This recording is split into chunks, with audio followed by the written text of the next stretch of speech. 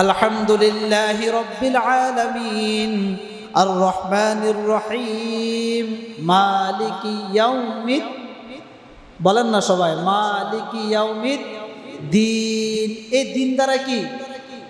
বিচার দিবসের মালিক। সমস্ত প্রশংসা আল্লাহর জন্য। আর রহমানুর রহিম, যিনি রহিম, দয়ালু, অতি দয়ালু, অতি রহিম। মালিকি ইয়াউমিদ্দিন, যিনি বিচার দিবসের মালিক, যিনি হাসরের মাঠের মালিক, যিনি কার্য দিবসের মালিক, যিনি আদান প্রদানের মালিক, যিনি যাজা দেনেওয়ালার মালিক। ওই দিন মানে হলো কি? হাসর মাঠ। তাহলে এইখানে যে দিন আছে, আর আইতাল্লাযী ইউকাযযিবু বিদ্দিন, এই দিন দ্বারা উদ্দেশ্য হলো যারা নাকি হাসর মাঠ বিচার দিবসকে অস্বীকার করে তাদেরকে বলতেছেন। পুরা আয়াতে কি বলেন? আর আইতাল্লাযী ইউকাযযিবু বিদ্দিন, হে রাসূল আপনি দেখবেন অনেক মানুষ এমন পৃথিবীর মধ্যে তারা থাকবে, আছে, এখনো আছে।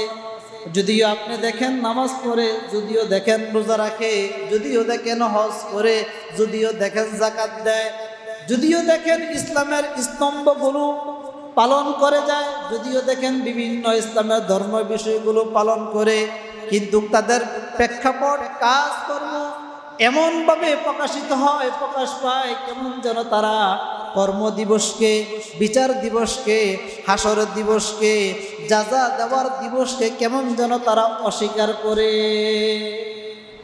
শুকরিয়া মহান রব্বুল আলামিনের দরবারে যে আল্লাহ তাআলা আমাদেরকে জুমার সালাত আদায় করার উদ্দেশ্যে মসজিদে আসার তৌফিক দিয়েছেন। এজন্য দিল থেকে কালেমাত শুকর আদায় করি, আলহামদুলিল্লাহ। গত জুমায় আমরা সূরা মাউন সম্পর্কে আলোচনা শুনছিলাম। বলেছিলাম এই জুমাও সূরা মাউন সম্পর্কে আরো কিছু কথা ইনশাআল্লাহ আমরা জানব।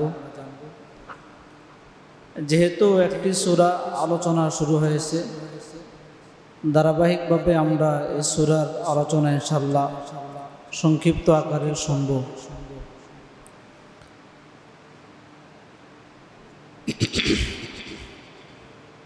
বলেছিলাম যে এই সূরাটাকে রব্বে করিম দুই ভাগে বিভক্ত করেছেন।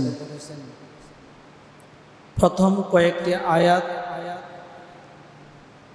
তার এক অর্থ বহন করে, শেষের চারটি আয়াত আরেকটি বিষয়, আরেকটি অর্থ বহন করে। প্রথম যে তিনটি আয়াত আছে, এই তিনটি আয়াত সম্পর্কে কিছু কথা আমরা শুনেছিলাম। আজকেও এই সূরার শানে নুজুল এবং তিনটি আয়াত সম্পর্কে ইনশাআল্লাহ আমরা আরও কিছু কথা শুনব। বলেছিলাম শানে নুজুল হলো প্রেক্ষাপট, যেই প্রেক্ষাপট অনুযায়ী আয়াত নাজিল হয় তাকে কি বলে? শানে নুজুল বলে। যেই প্রেক্ষাপট অনুযায়ী আয়াত নাজিল হয় তাকেই শানে নুজুল বলে। এ সূরা নাজিল হওয়ার প্রেক্ষাপট, শানে নুজুল, আমরা যদি এগুলো শুনতে পারি, বুঝতে পারি, অনুধাবন করতে পারি, তাহলে শানে নুজুলের মাধ্যমে বোঝা যায় যে আল্লাহ সুবহানাহু ওয়া তাআলা এই সূরাটাকে কেন নাজিল করলেন। একটি শানে নুজুল হলো এই, উম্মে সুলাইম তিনার একজন ছেলে ছিলেন, সেই ছেলের নাম হলো আনাস। ছেলের নাম কি? আনাস। মদিনার ঘটনা। আল্লাহ রাসূল সাল্লাল্লাহু আলাইহি ওয়াসাল্লামের নিকট বিভিন্ন মানুষ বিভিন্ন হাদিয়া নিয়ে যায়। কেউ টাকা নেয়, কেউ খেজুর নেয়, কেউ দুধ নেয়, কেউ গাধা নেয়, কেউ ছাগল নেয়, কেউ ঘোড়া নেয়। বিভিন্ন পণ্য, বিভিন্ন বিষয়, বিভিন্ন জিনিস হাদিয়া নিয়ে রসুলের কাছে যায়, গিয়ে বলে, ইয়া রাসূলুল্লাহ, এটা আপনার জন্য হাদিয়া। আল্লাহ রাসূল সাল্লাল্লাহু আলাইহি ওয়াসাল্লাম এই হাদিয়াগুলো পাওয়ার পরে উপস্থিত যারা থাকতেন তাদের মধ্য থেকে যারা হাদিয়া গ্রহণ করার উপযুক্ত ছিলেন তাদেরকে দিয়ে দিতেন। এমনও হতো যে উপস্থিত অনেকে ছিল, এর মধ্য থেকে হাদিয়া নেওয়ার উপযুক্ত কেউ ছিল না।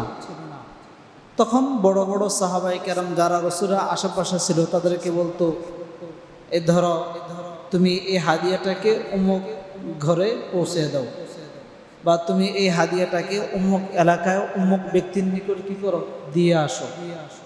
এ হাদিয়া দিতেন। উম্মে সুলাইম তিনি বেশ কয়েকদিন ধরে খুঁজতেছেন যে আমি রসুলকে হাদিয়া দেব, কি দেব হাদিয়া, কিছুই নেই। তিনার নাই টাকা, নাই পয়সা, নাই খেজুরের বাগান, নাই ঘোড়া, নাই গাদা, নাই কিছু নাই। দিন আনে দিন খায়, এত কষ্ট। কিন্তু উম্মে সুলাইমের দিল, অন্তর, হৃদয় কাঁদে যে রসুলকে কি করা, হাদিয়া দেওয়া। তার দিল কাঁদে যে রসুলকে হাদিয়া দেওয়া, কিন্তু হাদিয়া দেওয়ার মতন কিছু আছে নাই। উম্মে সুলাইম সে পরিশেষে কি করলেন, নিজের সন্তান আনাসের হাত ধরলেন, আনাসের হাত চেপে ধরে বললেন, চলো। কোথায়? যে তোমাকে আমি রসুলের কাছে পৌঁছে দেব, যে তুমিও রসুলের হাদিয়া। সুবহানাল্লাহ। নিজের সন্তানকে কি করলেন, হাদিয়া হিসাবে রসুলকে দিয়ে দিলেন। সুলাইম তিনার সন্তান আনাসকে ধরলেন, আনাস রাদিয়াল্লাহু তাআলা আনহুকে ধরলেন। প্রখ্যাত সাহাবা না, অনেক প্রসিদ্ধ একজন সাহাবা। আনাস রাদিয়াল্লাহু তাআলা আনহুকে ধরলেন, ধরার পরে নিয়ে বললেন, ইয়া রাসূলুল্লাহ, আমার তো টাকা পয়সা, অর্থ, বাড়ি গাড়ি কোনো কিছুই নাই, তেমন একটা ধন সম্পদ নাই, সকলে হাদিয়া দিতেছে, আমি এত বছর হয়ে গেল আপনার সাথে আমার সুসম্পর্ক, কিছু দিতে পারতেছি না, ধরেন এই যে আমার সন্তান আনাস, সে আপনার জন্য আজকে হাদিয়া দিয়ে দিলেন।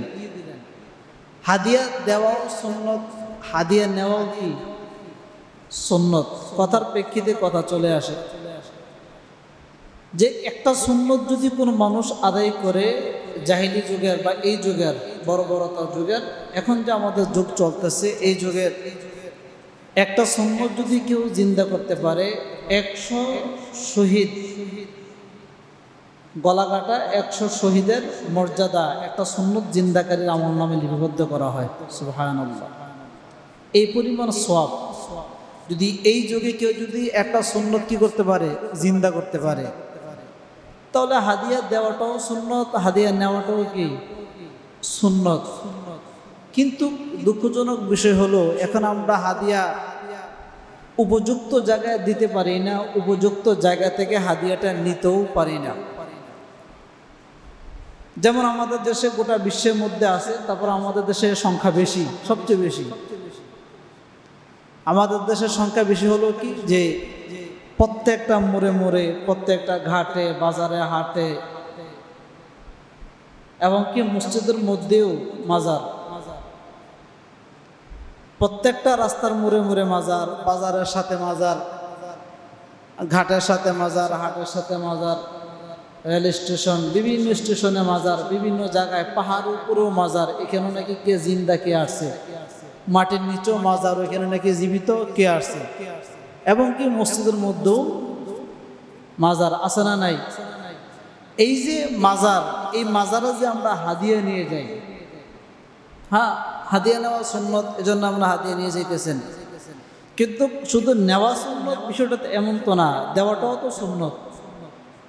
দেওয়া কি সুন্নত। এখন আমরা যে নিতেছি, কোথায় নিতেছি, কার নিকটে নিতেছি, কি কারণে নিতেছি, লাভটা কি, ফায়দাটা কি? হাদিয়া দেওয়ার অর্থ হলো যে ওইখান থেকে আমাকে একটা ফিডব্যাক দিবে, দোয়া দিবে, দাওয়া দিবে, জান্নাতে যাওয়ার রাস্তা সহজ হবে। এটা হলো হাদিয়া দেওয়ার উদ্দেশ্য নাকি? মনে করেন আমি যদি একটা মানুষকে হাদিয়া দিই, হাদিয়া দেওয়ার উদ্দেশ্য হলো যে সে আমার জন্য দোয়া করবে, আল্লাহ তাআলা এই দোয়ার মাধ্যমে আমার রাস্তাটা সহজ করে দিবে, এটাই তো হাদিয়া, আর তো কিছু না।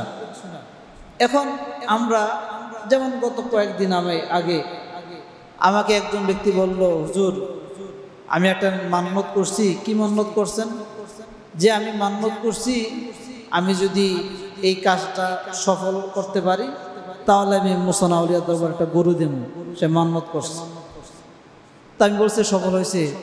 কয় আমার মনে হয় হাদিয়া দেই না দেখে মনে সফল হয় না, দিলে মনে সফল হবে। তার আকীদা, বিশ্বাস। সে বলতেছে আমার মনে হয় হাদিয়া দেওয়া হয় না দেখে মনে হয় সফল হয় না, অন্যতা সফল। এটা 21 নম্বর ভাষা হলো 21 নম্বর। আপনার দেখলে নাম বলে চিনবেন, এই জন্য বলতেছি না। তো এই জন্য সে বলতেছে যে মনে হয় দেই না দেখে আমি এখনো সফল হতে পারি নাই, যদি দিয়ে দিতাম তাহলে আমি সফলতা অর্জন করতে পারতাম। এই যে তার একটা চিন্তা চেতনা, এই যে একটা আকীদা, এটা তো তার জন্য অকল্যাণ, বরং জাহান্নামের ঠিকানা। এই ধরনের হাদিয়া এগুলো কি জান্নাতের ঠিকানা? না, এগুলো জাহান্নামের ঠিকানা। দেখেন না আপনার সিলেট শাহজালাল মাজারে এক ডিসি একটু হর্তাকর্ত করতে গেছিল, তদারকি করতে গেছিল, সব কিছু করতে গেছিল। পুরো এলাকা জুড়ে হ্যাঁ বিরুদ্ধে লাগছে, বরং হ্যাঁ চাকরি ওইখান থেকে কেটে দিছে। যদি এখন আবার এই রাষ্ট্রপ্রধান তারেক রহমান আবার তার চাকরিটাকে ওখানে বহাল রাখছেন। বাকি এক সপ্তাহ অনেক হাঙ্গামা, মারামারি, তিনাকে এখান থেকে বের করে দিবে। এই যে একটা রাজকীয় ব্যবসা, এটা তো হালাল না। মরা মানুষকে নিয়ে এরকম ব্যবসা করে কি হালাল? হালাল না, তো এটা হারাম। তো হাদিয়া দেওয়াও সুন্নত, হাদিয়া নেওয়াও কি সুন্নত। এখন আমরা যদি হাদিয়াটাকে বিভিন্ন মাজারে দিই, মনে করলেন এই আপনার শাহজালাল ইয়ামিনী, শামাকদুম, পরে আমানত শাহ, মোহসেন শাহ, গোলাপ শাহ, যত শাহ আছে, যত বড় বড় মাজার আছে, মাজারের ব্যক্তিগুলো ভালো, অনেক ভালো, নেককার, আল্লাহওয়ালা, মুত্তাকি ছিল, ফরজগার ছিল, জান্নাতি মানুষ, বুঝলাম, সব কিছু ভালো। কিন্তু আপনার যে হাদিয়া দিতেছেন কাকে? সে কি কবর থেকে উঠে আপনার হাদিয়া নিবে? নাকি বিষয়টা এমন যে আপনি সারাদিন তার টাকা দিলেন, রাতে 3টা বাজে গভীর রজনীতে সে কবর ফেটে উঠবে, উঠে এখান থেকে যত টাকা পয়সা দিয়েছেন সব কিছু নিয়ে আবার কবরে চলে যাবে? বিষয়টা কি এমন? কি বলেন? এমন নেই বিষয়টা। তাহলে হাদিয়া দিতেছি কাকে? কাকে দিতেছি হাদিয়া? এই টাকাটা দিতেছি কাকে? আমি কার জন্য আমি এই টাকাটা দিতেছি? কার জন্য আমি এই টাকা ব্যয় করতেছি? তো এই যে বিষয়গুলো, টাকাগুলো দেওয়া, লাভ নাই। যারা জীবিত আছে, যাদের দখলে মাজার আছে, তারা এগুলো বহন করে নেয়, খায়, সব কিছু করে, কিন্তু আমাদের কোনো লাভ নাই। এই জন্য আমরা হাদিয়া দেব, দেওয়াও সুন্নত, নেওয়াও সুন্নত। উপযুক্ত জায়গায় হাদিয়া দেব, উপযুক্ত জায়গা থেকে আমরা কি করব? হাদিয়া নেব। তখন আল্লাহ রাসূল সাল্লাল্লাহু আলাইহি সাল্লামকে হাদিয়া দিলেন, আনাস ইবনে মালিককে দিয়ে দিলেন। হযরত আনাস রাদিয়াল্লাহু তাআলা আনহুকে দিয়ে দিলেন, ইয়া রাসূলুল্লাহ ধরেন, এই যে আপনার জন্য হাদিয়া দিয়ে দিলেন। তার বিশ্বাস ছিল কি? তার বিশ্বাস ছিল আমি যদি আমার সন্তানকে রাসূলের রাহে উৎসর্গ করতে পারি, আল্লাহ সুবহানাহু ওয়া তাআলা আমাকে মাফ করে দিবে, এই উসিলায় আমাকে নাজাত দিয়ে দিবে। তার বিশ্বাস। এবং রাসূল আমার ফ্যামিলির জন্য, পরিবারের জন্য, আওলাদ পর্যন্ত যারা আছে সকলের জন্য দোয়া করবে এবং এই দোয়াটা কবুল হবে, এই বিশ্বাসে সে তার সন্তানকে আনাসকে রাসূলের কাছে কি করলেন? হাদিয়া দিয়ে দিলেন। আমাদের তো বিশ্বাস এমনই হওয়া চাই যে আমরা হাদিয়া দিব দোয়া পাওয়ার জন্য।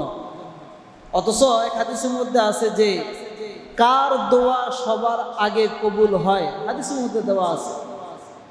1 নম্বর পৃথিবীর মধ্যে সবচেয়ে সবার আগে যার দোয়া কবুল হয় তিনি হলেন আমাদের পয়গম্বর হযরত মুহাম্মদ মুস্তাফা সাল্লাল্লাহু আলাইহি ওয়াসাল্লাম। তিনার দোয়া সবার আগে কবুল হয়। রাসূল যদি দোয়া করে যে হে আল্লাহ এই মানুষটাকে তুমি মাফ করে দাও, সাথে সাথে মাফ। রাসূল যদি দোয়া করে হে আল্লাহ এই মানুষটাকে তুমি আসান করে দাও, সাথে সাথে আসান। রাসূল যদি দোয়া করে হে আল্লাহ এই মানুষের জীবনে সব কিছু মাফ করে দাও, সব কিছু আল্লাহ তাআলা সাথে সাথে মাফ করে দেয়, সব কিছু। এই জন্য অনেক ইতিহাস আছে, অনেক ইতিহাস এমন আছে যে মানুষ হজের সফরে যাইতেছিল, সব কিছু সিদ্ধান্ত ওকে, আগামীকাল সে ফ্লাইটে রওনা হবে, তাকে ঘুমে স্বপ্নে রসুল বলতেছেন, হে তুমি আমার নিকটে আসতে হবে না, আমি তোমার জন্য দোয়া করছি, তোমার সাথে সম্পর্ক আমার এত গভীর হয়ে গেছে, তুমি যদি আমার দরবারে আসো, আমি রসুল কবরে শুয়ে থাকাটা আমার জন্য কেমন মনে হবে, আমার তখন ইচ্ছা হবে আমি কবর ফেটে তোমার সাথে সাক্ষাৎ করি, কথা বলি, তোমার সাথে সম্পর্ক গড়ে তুলি, এইরকম অবস্থা আমার তখন করতে হবে। এজন্য তুমি আমার দরবার আসিও না, তুমি ওইখান থেকে আমার উপরে বেশি বেশি করে দুরূদ পড়ো, তোমার সাথে সম্পর্ক আমার আছে, তুমি জানো আমি জানি। অনেক মানুষের ক্ষেত্রে রসুলের সাথে এরকম সম্পর্ক গড়ে উঠেছে। এখনো অনেক মানুষ আছে যারা নবীজিকে কি করে স্বপ্নে দেখে, স্বপ্নে অনেক মানুষ আছে যারা রসুলকে এখনো কি করে স্বপ্নে দেখে। অনেক সময় স্বপ্নে দেখে বলে, কিরে বেটা তুমি কি এখন সুন্নতের আমল করতে পারো না, কি হলো তুমি কি আমার উপর দুরূদ পড়ো না, এরকম স্বপ্নে এসে অনেক মানুষকে বলে। তো এই জন্য যেটা বলতেছিলাম, 1 নম্বরে যার দোয়া আল্লাহর কাছে সাথে সাথে কবুল হয়, সে 3 ব্যক্তিটাকে আমাদের পয়গম্বর মুহাম্মদ মুস্তাফা সাল্লাল্লাহু আলাইহি ওয়াসাল্লাম। 2 নম্বর হলো পিতামাতা। 2 নম্বর কি? তা আপনি হাদিয়া কোথায় দিবেন? মাজারে? কথা বলে না। মাজারে না পিতামাতাকে? পিতামাতার ঘরে খানা নাই, হাদিয়া দেয় মাজারে,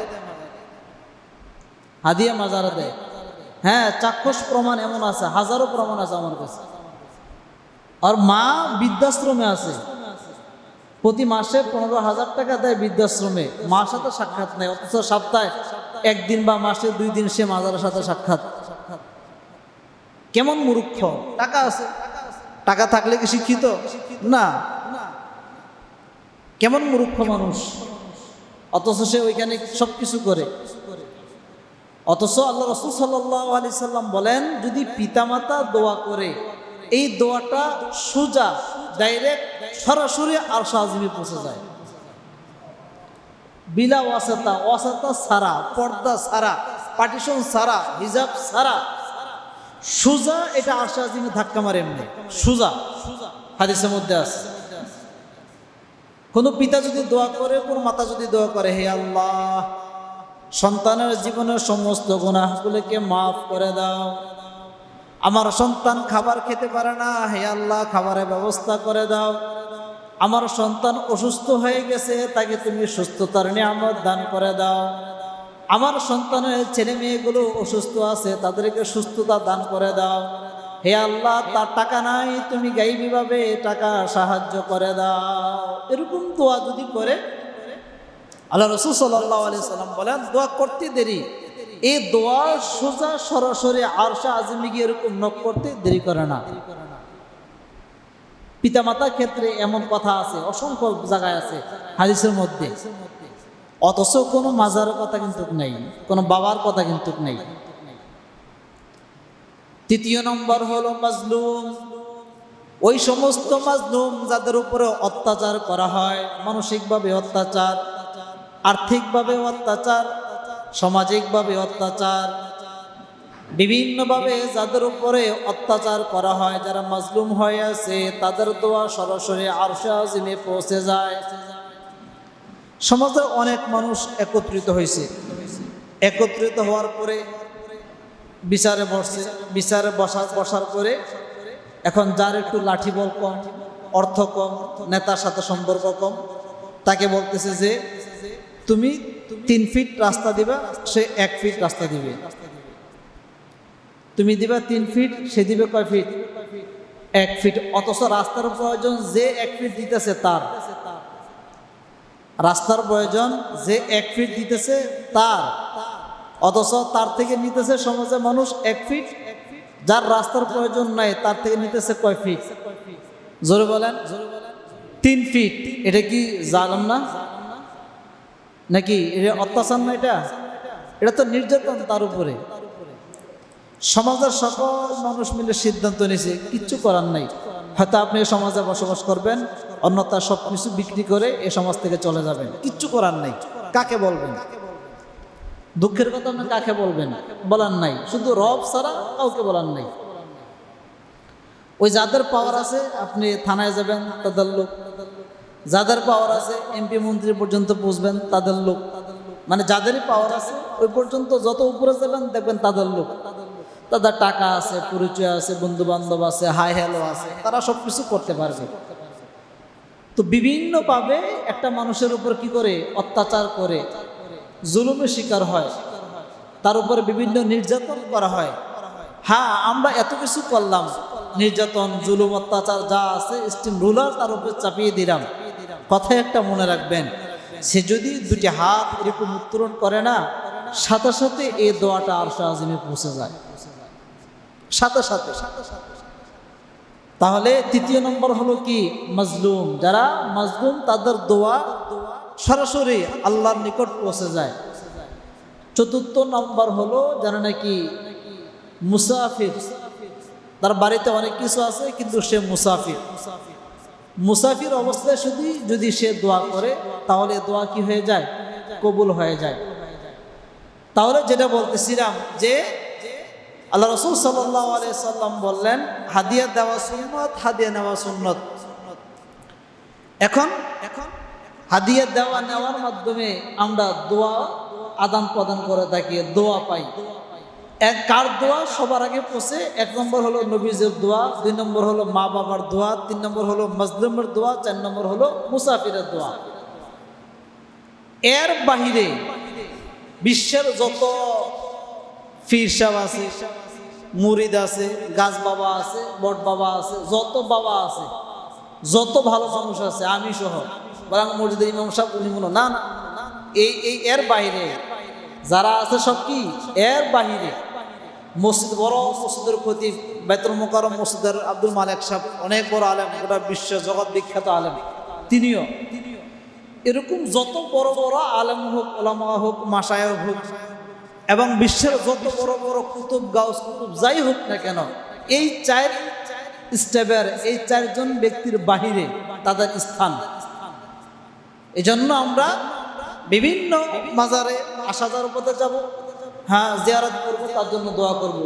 কিন্তু গরু নিয়ে কেন যাব, খাসি নিয়ে কেন যাব, ডিম নিয়ে কেন যাব, চাউল নিয়ে কেন যাব, গান বাদ্য বাজাইতে বাজাইতে ওইখানে কেন যাব? কারণটা কি? ওই হাদিয়া যদি কেউ পালন করতে চায় তাহলে সে তার স্থানটা কেমন যেন সে জাহান্নাম বানিয়ে নিল।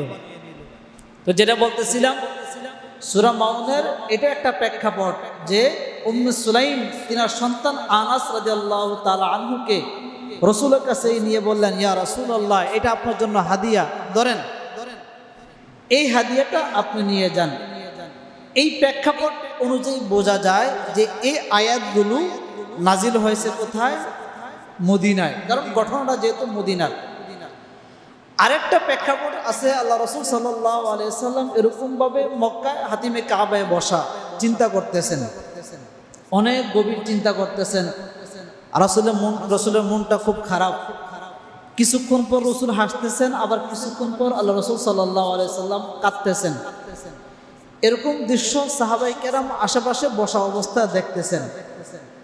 আল্লাহ রাসূল সাল্লাল্লাহু আলাইহি সাল্লাম অনেকক্ষণ এরকম দৃশ্য দেখার পরে, এটা কিন্তু মক্কার ঘটনা, এরকম অনেক দৃশ্য দেখার পরে সাহাবায়ে কেরাম জিজ্ঞেস করলেন, ইয়া রাসূলুল্লাহ, আপনাকে দেখতেছি আপনি হাসতেছেন, আবার কাঁদতেছেন, মনটা ভালো আবার মনটা খারাপ, মুহূর্তের মধ্যে আপনার অবস্থাটা পরিবর্তন, চেঞ্জ হইতেছে, কারণটা কি? আল্লাহ রাসূল সাল্লাল্লাহু আলাইহি সাল্লাম সাহাবায়ে কেরামকে বললেন, ও আমার সাহাবায়ে কেরাম, শোনো, আমি এখান থেকে বসে দেখতেছি জান্নাতি ব্যক্তি, আমার খাদেম, আমার খুব কাছের লোক, যিনি মুয়াজ্জিন ছিলেন বেলাল হাবশী রাদিয়াল্লাহু তাআলা আনহুকে কাফের জনগোষ্ঠী মেরে তাকে পাথরের চাপা দিয়ে শোয়ে রাখছে। আল্লাহ রাসূল সাল্লাল্লাহু আলাইহি ওয়াসাল্লাম বলতেছেন যে আমি এই দৃশ্যটা দেখে আমি সহ্য করতে পারতেছি না, এই জন্য আমার চোখ বেয়ে বেয়ে কান্না আসতেছে, দুই চোখের কোঠা দিয়ে আমার পানি বের হচ্ছে, আমি সহ্য করতে পারতেছি না। বলে হাসতেছেন যে, বলে আবার দেখতেছি যে কে যেন আমাকে এসে বলতেছি, ইয়া রাসূলুল্লাহ, আপনি কান্নার কিছু নাই তো, আপনার বেড়াল তো জান্নাতের মেহমান, সে যদি মৃত্যুবরণ করে তাকে হাজারো হুর গেলমান একত্রিত হয়ে তাকে জান্নাতের মেহমান বানিয়ে তাকে সোজা জান্নাতে নিয়ে যাবে। কাঁদতেছেন কেন? ওদিকে দেখে আমি হাসতেছি। আল্লাহ রাসূল সাল্লাল্লাহু আলাইহি ওয়াসাল্লাম এই ঘটনা বলতেছেন। এই ঘটনা বলার পরে সাহাবায়ে কেরাম তখন দেখলেন যে দূরে গিয়ে বেলাল হাবশী রাদিয়াল্লাহু তাআলা আনহুকে কাফেররা কি করছে? মারছে। মারার পরে পাথরে চাপা দিয়ে মরুভূমির মধ্যে চিৎ করে শোয়া রাখছে। উপরের দিকে এরকমভাবে চিৎ করে শোয়া রাখছে। কাফেররা বলছে যে উপর তাকাও, সূর্যের দিকে তাকায় থাকো। বুকের উপরে কি? পাথর, নিচে কি? মরুভূমি। এই কষ্ট দেখে বেলাল হাবশী রাদিয়াল্লাহু তাআলা আনহু তিনি বারবার আহাদ আহাদ বলে চিৎকার করতেছেন যে আমার সৃষ্টিকর্তা একজন, সে হলো কে? আল্লাহ, বারবার করে বলতেছে। তো এই ঘটনার মাধ্যমে জানা যায় যে আল্লাহ রাসূল সাল্লাল্লাহু আলাইহি ওয়াসাল্লাম মক্কা থাকা অবস্থায় এই আয়াত নাযিল হয়েছে। কিছুক্ষণ পরেই হযরত জিবরাইল আলাইহিস সালাতু ওয়াস সালাম এই সূরা নিয়ে উপস্থিত। কিছুক্ষণ পরে দেখতেছে আরাআইতাল্লাযী ইউকাযযিবু বিদ্দীন ফাযালিকাল্লাযী ইয়াদউল ইয়াতীম। আবার কোন মুফাসসিরিন কেরাম বলে কিছুক্ষণ পরে নিয়ে আসছে ইন্না আ'তাইনাকাল কাউসার ফাসাল্লি লিরাব্বিকা ওয়ানহার ইন্না শানিআকা হুয়াল আবতার। জিবরাইল আমিন আলাইহিস সালাতু ওয়াস সালাম এসে বলতেছে ইয়া রাসূলুল্লাহ, আপনি কাদার কোনো কারণ নাই, হাসার কোনো কারণ নাই। এই যে রব্বে করিম আপনার জন্য দুইটি সূরা নাজিল করেছেন, তার মানে বিশ্বের সকল মানুষ যখন তারা মৃত্যুবরণ করবে, হাসর মাঠ কায়েম হয়ে যাবে, ওইখানে একটা হাউজে কাউসার কায়েম হবে। হাউজে কাউসার মধ্যে পানি থাকবে, শরাব থাকবে, মধুর থাকবে, ওইখানে শরবত থাকবে। হাজারো মানুষের পিপাসা ওইখানে পিপাসার্ত হবে, তারা এখানে আসবে, পানি পান করবে, তৃষ্ণার্ত মিটে যাবে।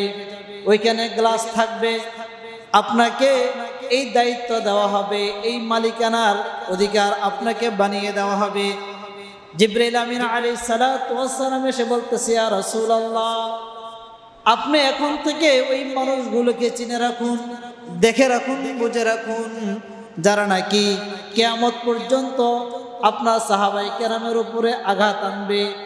মৌখিকভাবে যদি সাহাবায়ে কেরামের উপর আঘাত আনে, লিখিতভাবে যদি সাহাবায়ে কেরামের উপর আঘাত আনে, ব্যক্তিগতভাবে যদি সাহাবায়ে কেরামের উপর আঘাত আনে, উলামায়ে মুতাকাদ্দিমিন, উলামায়ে মুতাআখিরিন, আলেম উলামা, পীর মাশায়েখ যারা নাকি ইসলামের উপর অটল অবিচল ছিল, মোট কথা যারা নাকি জান্নাতি মানুষ, তাদের উপর যদি কিয়ামত পর্যন্ত আঘাত আনে বিভিন্নভাবে, আপনি ওই সমস্ত মানুষগুলোকে চিহ্নিত করে রাখেন।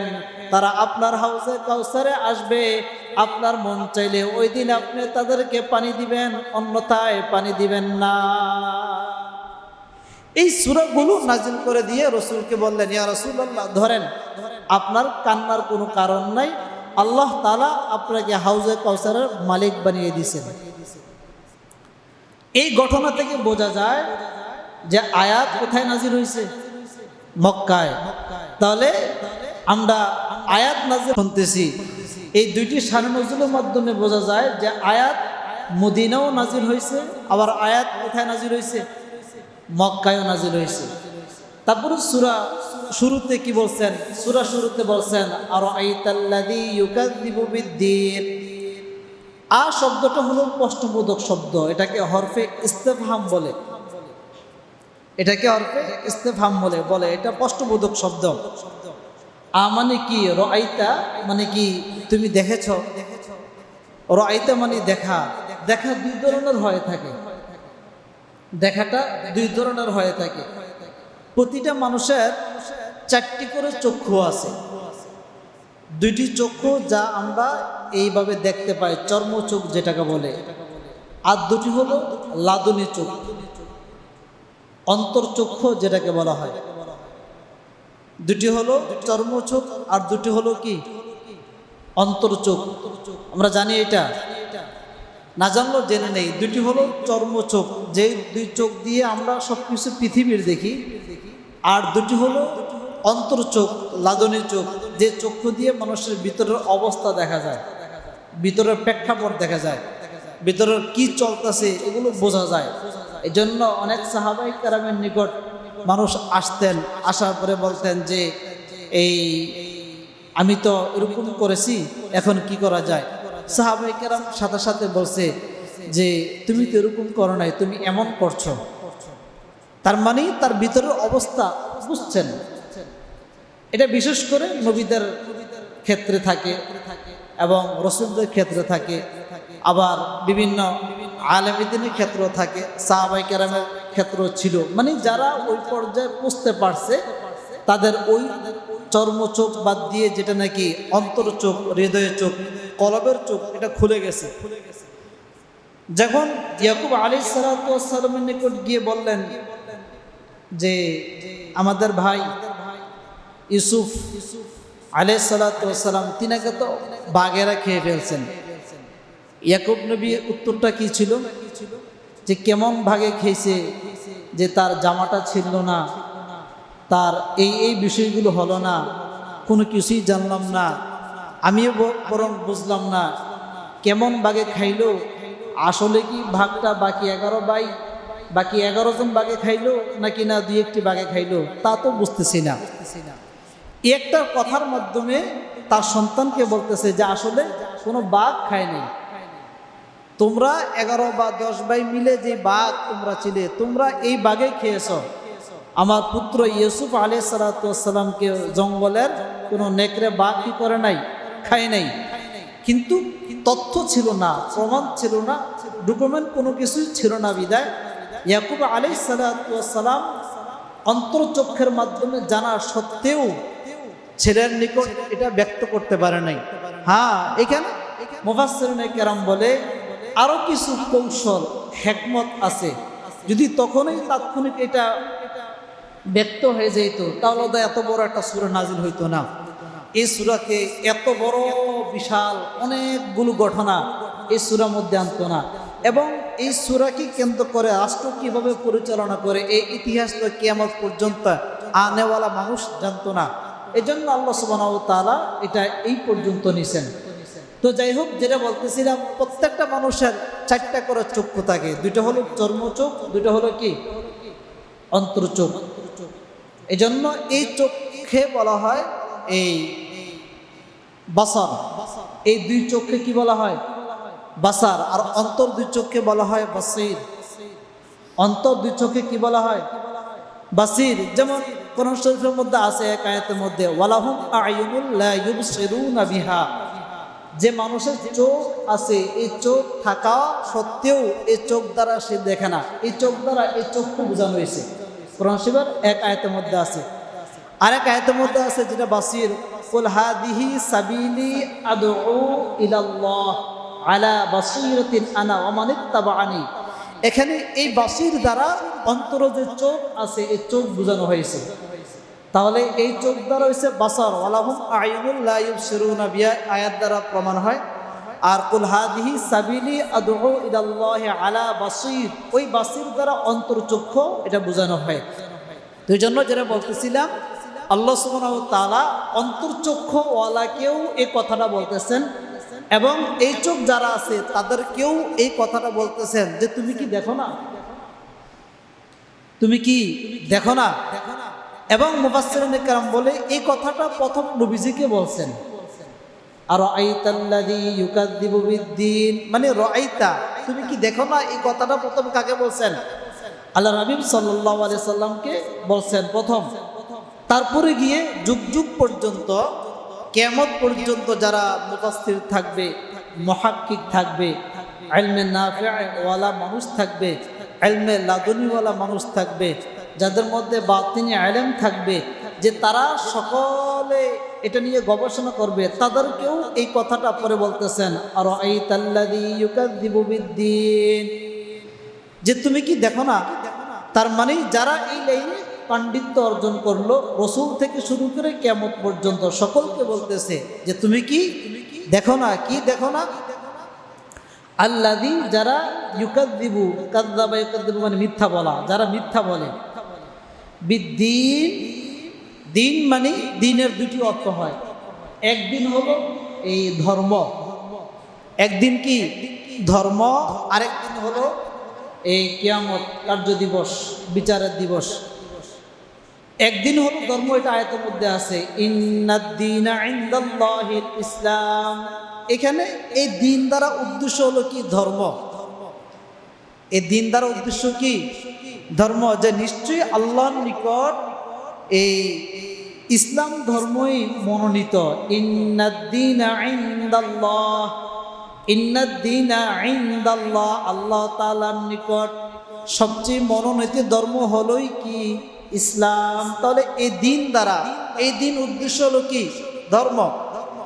আর আরেক দিন আছে, ওই দিন দ্বারা উদ্দেশ্য হলো হাসর মাঠ, যেটা আমরা সূরা ফাতিহার মধ্যে পাই, আলহামদুলিল্লাহি রাব্বিল আলামিন আর রহমানির রহিম মালিকি ইয়াউমিদ, বলেন না সবাই, মালিকি ইয়াউমিদ দিন। এই দিন দ্বারা কি বিচার দিবসের মালিক, সমস্ত প্রশংসা আল্লাহর জন্য।